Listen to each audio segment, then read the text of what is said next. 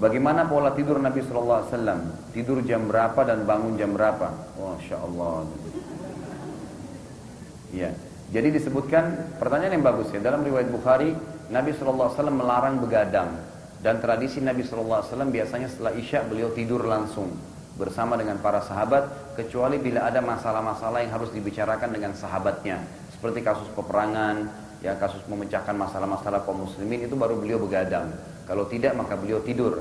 Bahkan Umar bin Khattab radhiyallahu anhu seringkali memukul orang-orang yang begadang tanpa ada kegiatan pasti. Ya, beliau sambil berkata, apakah kalian sekarang membuka mata kalian sehingga akhirnya kalian tidur di waktu subuh, gitu kan? Jadi Umar bin Khattab malah memarahi mereka. Dan buku-buku hadis kita menyebutkan dalam Sahih Bukhari, Sahih Muslim, Sunan Abi Dawud, Tirmidzi, di semua kutubus sittah itu enam buku hadis mengatakan ada bab nahi anis samar, dilarang begadang ya kalau tidak ada keperluan. Dan Nabi SAW sekali lagi tidur di waktu itu. Kemudian kalau Nabi SAW bangun, itu beliau bangun biasanya ya sebagaimana Allah katakan dalam Al-Quran tadi, nisfahu aw inqus minhu qalila. Kata ulama tafsir, pertengahan malam atau lebih kurang dari itu. Jadi Nabi SAW seringkali atau hampir setiap tradisi beliau itu sholat di seperdua malam.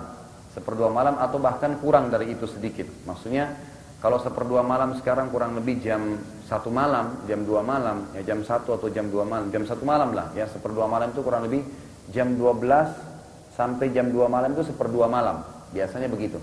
Kalau sudah masuk jam 2 sampai subuh itu sepertiga malam, ya yang Allah SWT turun. Allah SWT menyuruh Nabi SAW untuk bangun di seperdua malam atau lebih kurang dari itu, jadi kurang dari jam 12 malam gitu. Ya, jadi Nabi SAW selalu mengerjakan itu.